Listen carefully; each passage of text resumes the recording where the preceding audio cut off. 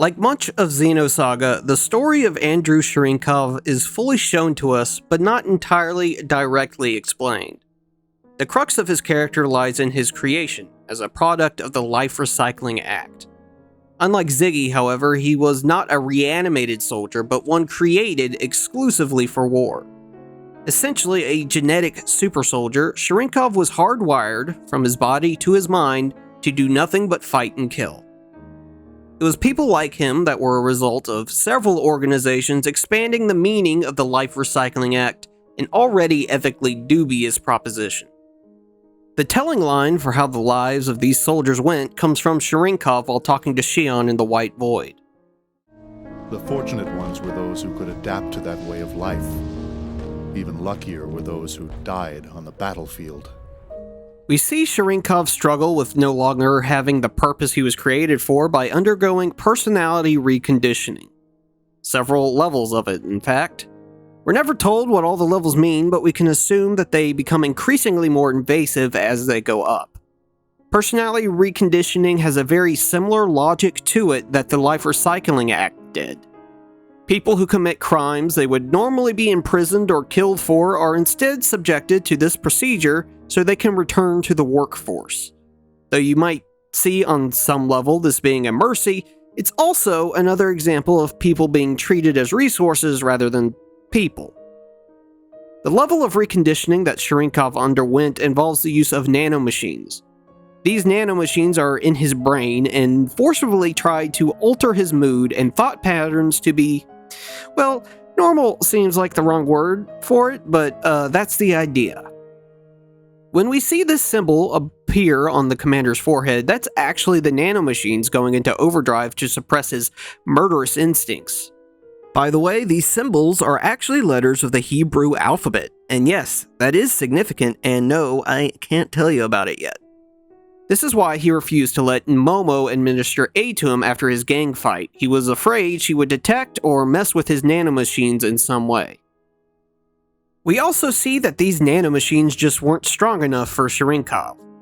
They helped for a while, but eventually something would set off the instincts he was essentially programmed with at birth.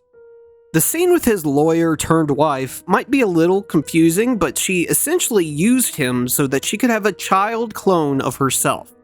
Presumably, the Federation only allows you to have a child this way if you are unable to otherwise. Limitations in place thanks to things like the Life Recycling Act.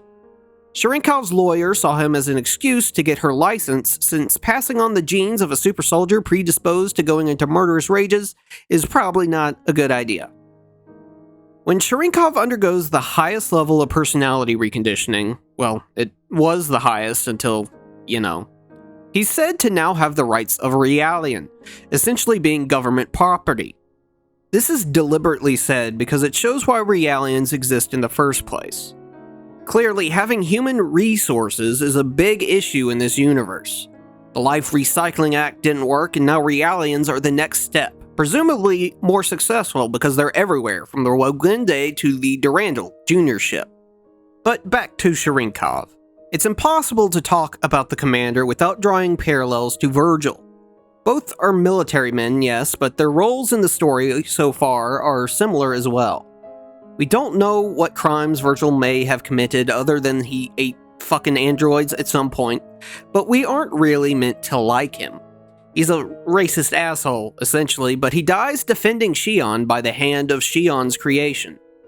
Shurinkov has a more nuanced personality, but while you might be able to say his murderous rampages weren't entirely his fault, it's clear his doings under the UTIC organization were done with as clear a head as he's capable of. Still, we see in his final moments he does desire peace. It was simply unattainable for him as he was. These, I believe, are formative moments in Shion's character arc, and I think they're important to remember even in later games. Speaking of Shurinkov's final moments, there isn't much we can understand about what exactly is happening at this time, largely because we don't know exactly what Gnosis are. Still, Shurinkov's words to Shion are clear.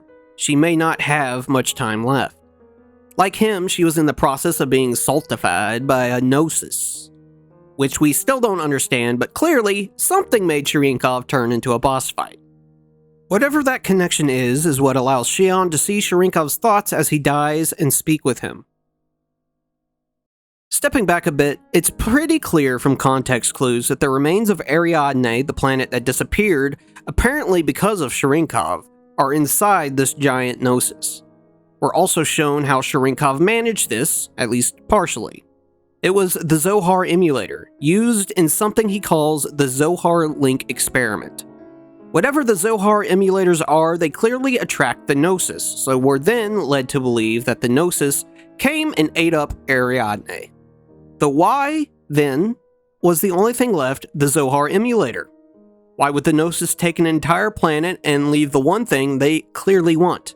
I don't know, Haas, maybe we should play more of the fucking game. We cannot play more of the fucking game yet, though, as a lot more happened after Sharinkov's death. We see that the Durandal has serious freaking firepower, though it isn't enough for the horde of Gnosis the gang's fleeing from. The standout scene here is, of course, Cosmos in the elevator. Though the others can't hear it, her voice clearly has a different intonation, no longer robotic and cold, but almost childlike. Her eyes, too, appear different, a cool blue, though these revert to red after she sucks in all them Gnosis in that cool scene I use for the intro to these videos. It's important to remark that Cosmos is shown sucking these things in rather than just blowing them up with cool lasers. As Shion and Alan remark, it wasn't a weapon, it was something impossible. The Gnosis have been shown to be extra-dimensional of a sort, in that they don't have to follow the laws of physics or matter. For now, it seems like Cosmos has the ability to bring the Gnosis into our reality through the Hilbert effect, and the ability to take them out. Anyway, the gang's all on Junior's ship, and if 20 minutes of cutscene wasn't enough for you, there's one of these save screens where we left off, so get some more popcorn.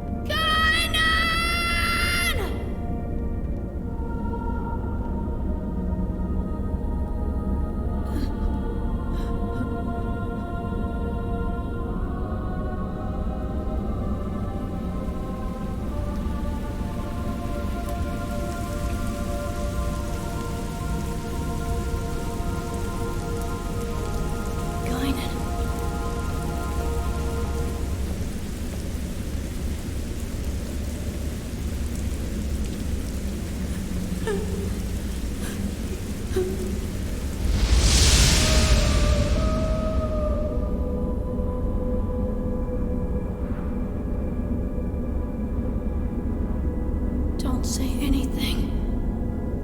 It's all over. Everything.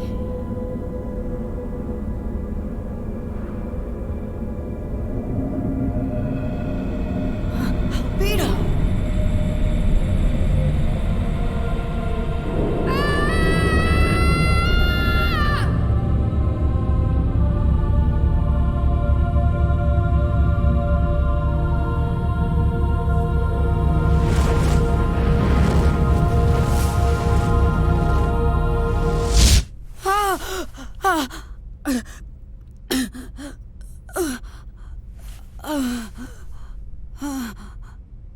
Damn it!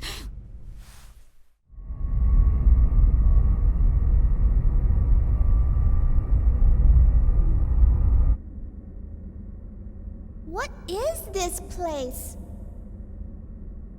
The environmental controls here seem extremely strict. They're so big. 6 to each side, with one directly across. 13 in all. Looks like each block has a name inscribed on it. You've got great eyesight. Let's see.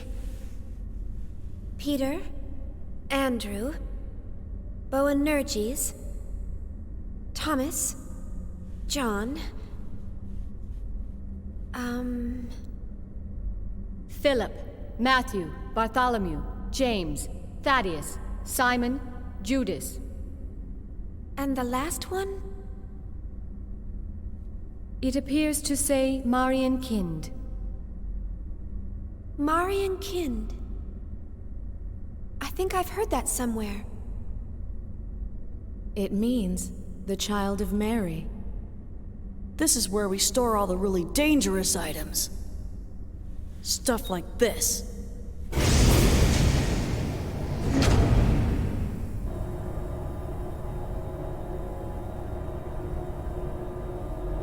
Zohars! Actually, they're all emulators. And they've all been sealed, including the one we just retrieved. Why are these Zohars here?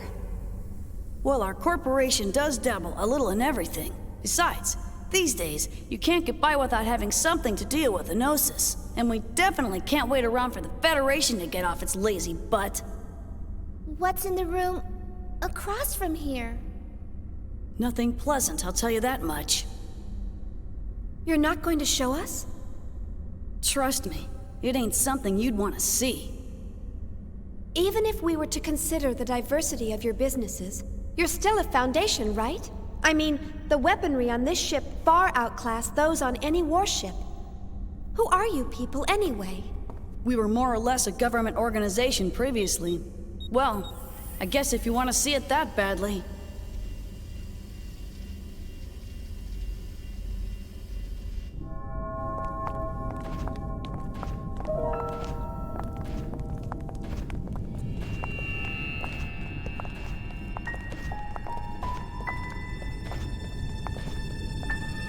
What is this? I warned you. You weren't gonna like it, didn't I? All of these specimens appear to be humans whose bodies turned into Gnosis. Transformed bodies. I've only heard of them before. Most people just turn white and shatter to pieces. But there are a few exceptions, and they end up like this. We've named this one Betty for now. It's hard to look straight at them, but I don't want to refer to them by some code name or number.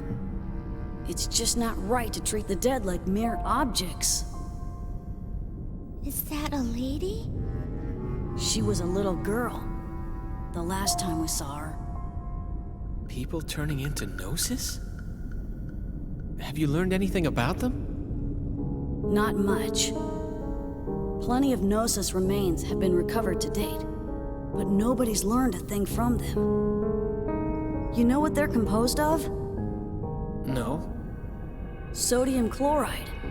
Plain old salt. Even their translucent bodies, they're mostly made up of water and sodium hydroxide. How can ordinary compounds like that form creatures like them? No one really knows why those who survive Gnosis encounters always turn into one of them. Some people think they're a new type of virus. Others say they're beings from another dimension who take on temporary forms in this one. Always? No exceptions? Nope. Not as far as I know. So they could be from another dimension? Wouldn't that mean that their true forms might exist somewhere else? Who knows? All that's certain is that they're hostile to humans. Not that such a sentiment is unique to them. Chief, is something wrong? You don't look so good. Huh? No, don't worry. It's nothing. So when did this all begin? Unofficially, phenomena like this have been occurring periodically over the past few centuries. But after a certain incident, the Gnosis leapt into the forefront of history. A certain incident? The Miltian conflict.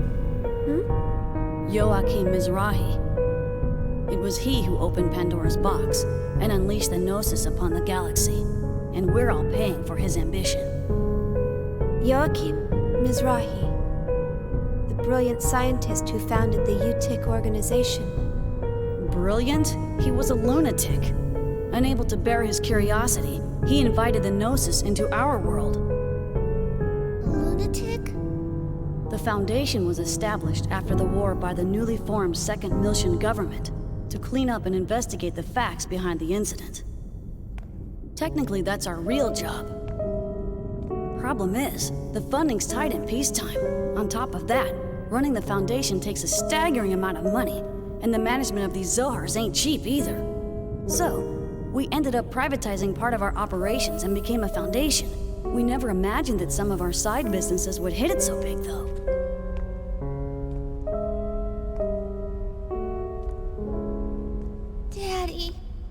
Daddy wasn't like that.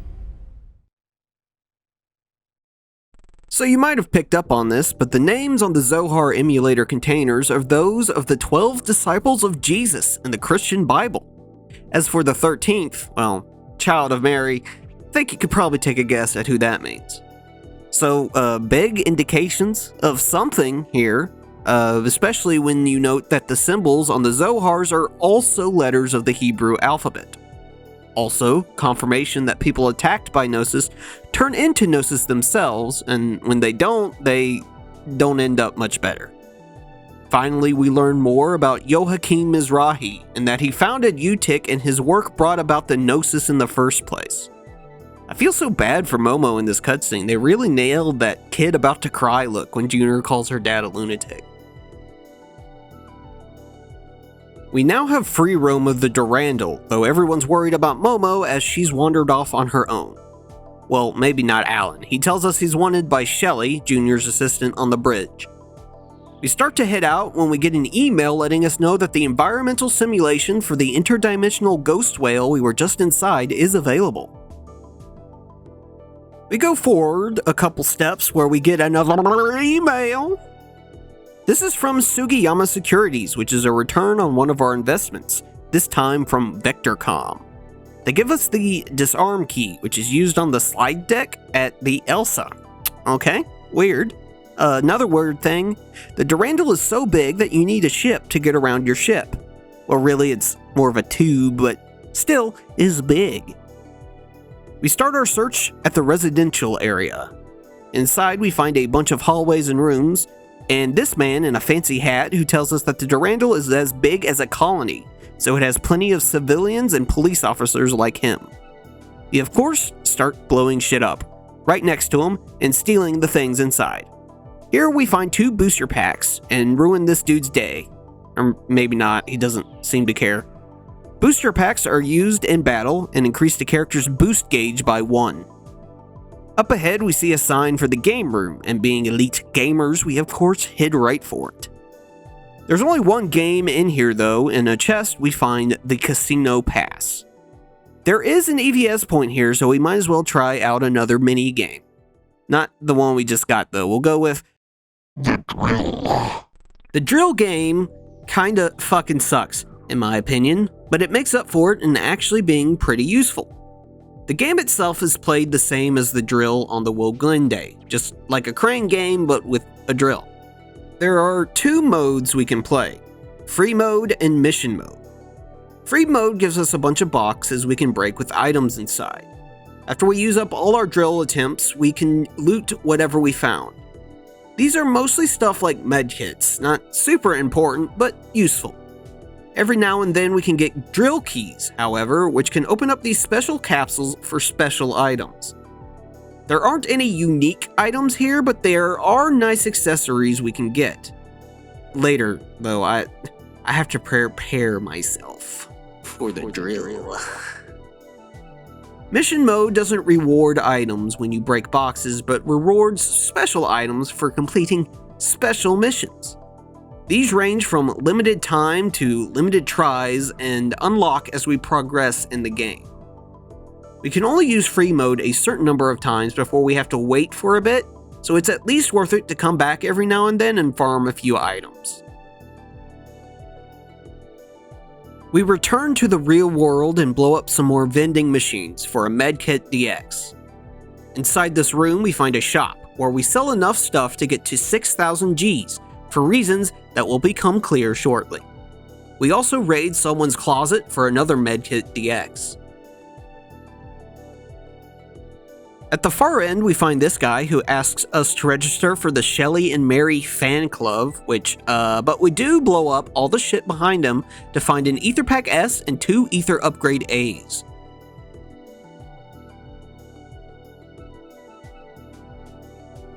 We intrude on some other poor soul's room and raid their closets to get a Medkit S and 2 more Ether Upgrade A's. Momo ain't here, and we've taken everything our souls desire, so we head back to the tube and head to the hangar.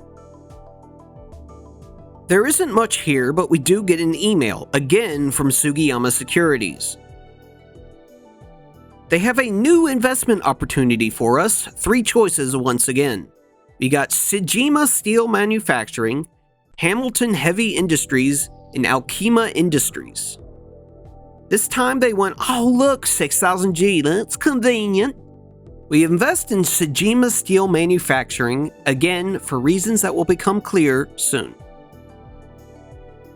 There's nothing else in the hangar because this guy has presumably heard we just blow everything up for nebulous item pickups and refuses to let us into the armory.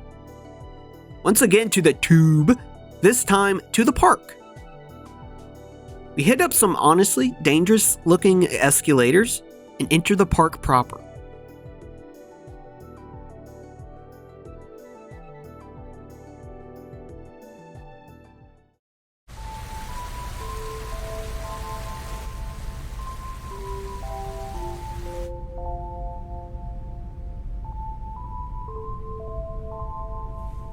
What do you all think? Joachim Mizrahi the lunatic? Was Daddy really like that? Since Daddy built us, does that mean Realians are bad people too? Momo, we were looking all over for you. Hello, Shion. What's wrong? You look kinda down. Shion,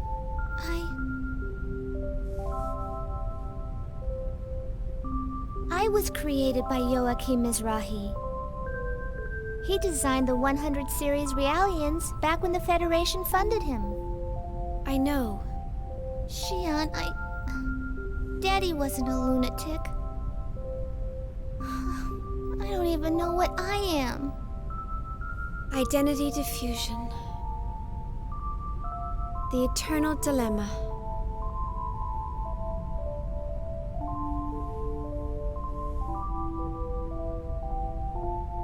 Do you know about the environmental bugs on board this ship? They're actually nanomachines, you know, used to keep enclosed spaces like this clean. I'd say that of all the things Professor Mizrahi or anyone else created, they rank up there pretty high.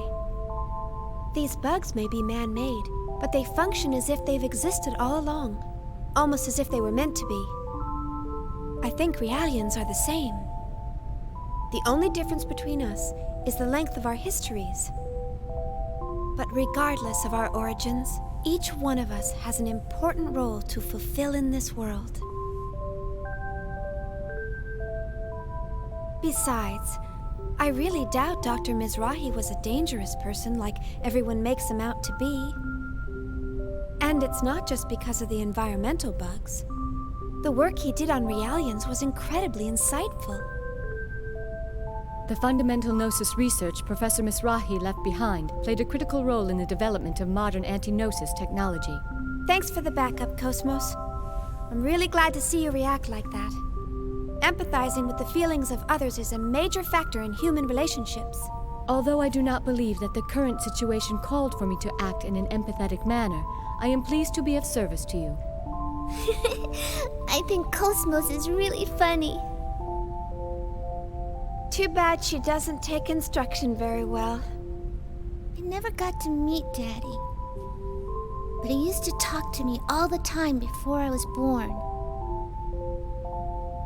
It's all a little hazy, but I remember him telling me that I could become a real person if I did good deeds. Really? That's a wonderful memory to have. Uh-huh. Chief! Great news! After this ship arrives at the Kukai Foundation, They're gonna take us to Second Milsha! Second Milsha? Really? Apparently. They have some work to take care of out there. The captain's still whining about repairing the Elsa, but... Some work? I wonder... Huh? Well, I'm sure they've got their own reasons. But don't you think it's a little strange that everyone's heading for Milsha? Not really. It's probably just a coincidence. I'm just glad we saved some money. Not to mention that this ship's 1,000,000 times better equipped than the Elsa. And we'll have nothing to worry about if we run into the Gnosis again. Hey, speaking of which, did you check out your room? They all have jacuzzis and mini bars and... Hey, what's wrong, Chief? Nothing. I'm just jealous of how easily swayed you are. Oh, shit, what up, cuckboy? We talk to our friends, and Alan tells us that we have a room readied for us in the residential area, so we gotta go back there. While we explore the park, though, I'd like to point out that there is a difference between Cosmos and Realians.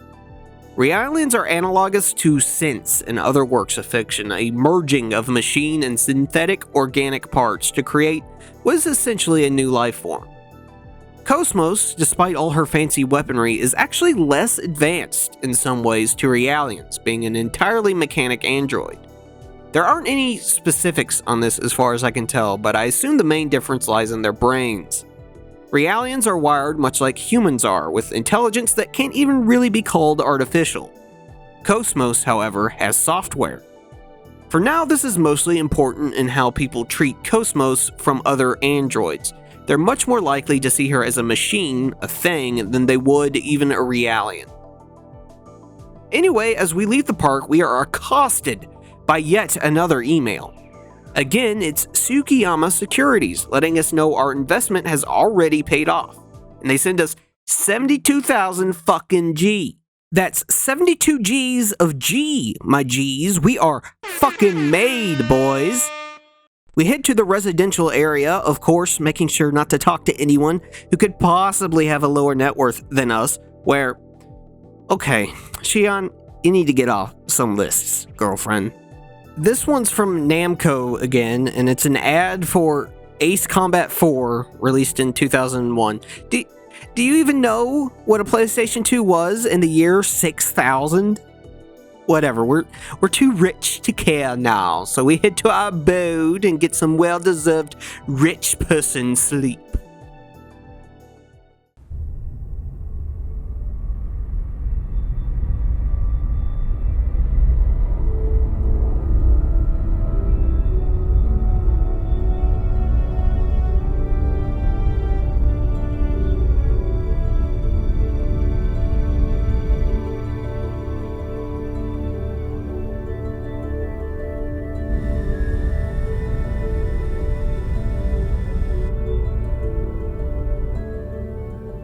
So that's the Kukai Foundation. They sure know how to spend their money. I can't wait to see the Durandal turn into a skyscraper. It's so beautiful. What? We're going to dock just like this? This ship's supposedly one of the most famous landmarks in the Foundation. I saw it in a travel guide on the Elsa. Oh, really? I'd never know. I don't check out vacation guides very often. Oh, look! We're docking!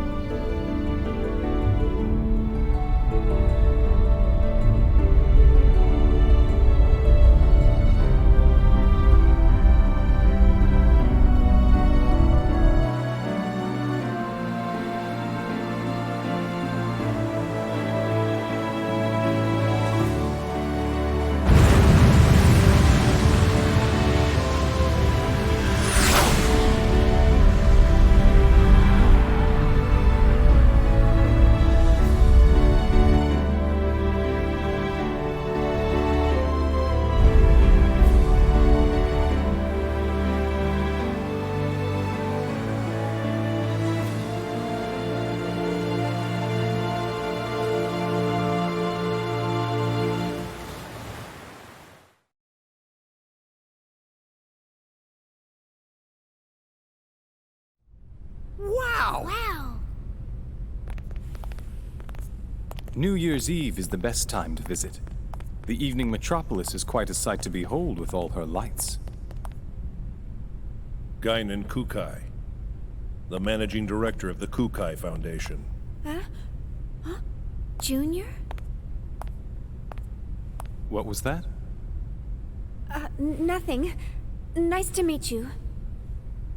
Welcome to the Kukai Foundation.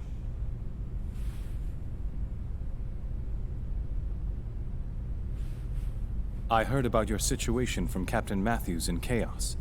Is everything all right? Oh, yes. Thank you for all your help.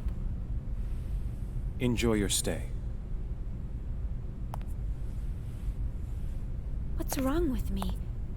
Acting so rudely towards someone I just met. And you must be Momo. I've received word from Yuri Mizrahi of the Contact Subcommittee.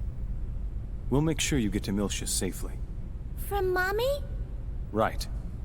She told me to take good care of you. Can I talk to her? Well, she seemed pretty busy. Oh, I see. Why doesn't Mommy ever want to see me? I'll let you know as soon as I hear from her again. All right. Thank you very much.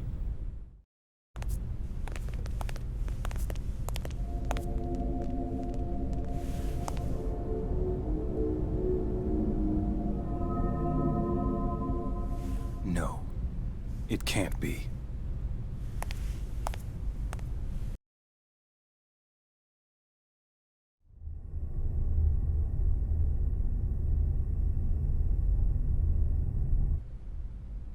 That android, Cosmos, she's got an incredible amount of potential, you know. There's no way she's just a prototype. I'm also concerned about how she resonated with the emulators. The Hilbert effect. I heard they lost the archetype, but it looks like there's more to this than it seems. And don't forget about her engineer. What was her name? Shion? I think she might be onto us. And our powers. No way. She's just an ordinary human. She might not be as ordinary as you think. I doubt it. She seems normal enough to me. I guess it's possible, though. After all, she's involved in the highest classified part of that project. The same one Helmer's involved in. The Zohar Project. Listen. Why don't we lay off the Mizrahi talk for a while? Concerned about that Momo girl? Don't look at me like that. You think she likes being called the child of a madman? After all, we were both there when Mizrahi finally met his end. We saw what happened. You know that girl's a Realian. Her memory might be imprinted with something. So you're saying the image she holds of Mizrahi is a false one? I don't know. That's why I want you to lay off when you're around her. At least for now, anyway. If you're that concerned about her, why don't you invite her down to the beach? I'm sure it'll help take her mind off of things. Man, I told you, it's not like that.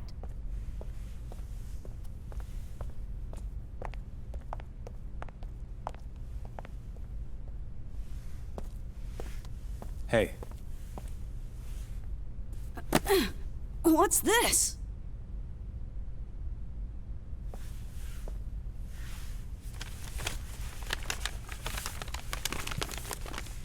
Man, it's a stainless steel finished Makalov! With the original box and everything! I won it at a Lion's Heart auction. It was part of their antique weapons collection. This isn't like you. You're up to something. Not at all. I just thought I'd reward you for all the hard work you've done for us recently. Have I gone too far? Don't go shooting that thing all over the place. Remember, you're older than I am. Try to act like it once in a while, all right? Sweet!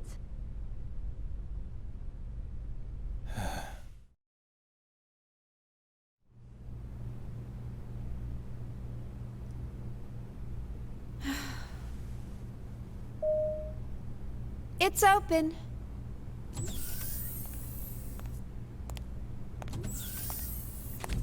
Chief, we better get going soon. Yeah. What's wrong? Maybe it's just me, but you've been acting gloomy ever since we boarded this ship. No. Really, it's nothing. What? You really think I'm acting like that? Yep. No doubt about it. See? Just like that. Oh, I just have a lot on my mind. I'm sure that's all it is. Are you sure? If something's bothering you, I'd be more than happy to listen. Hey, Shion! Let's go out and play! I'll wait for you over at the shuttle launch, so hurry, okay? See you there!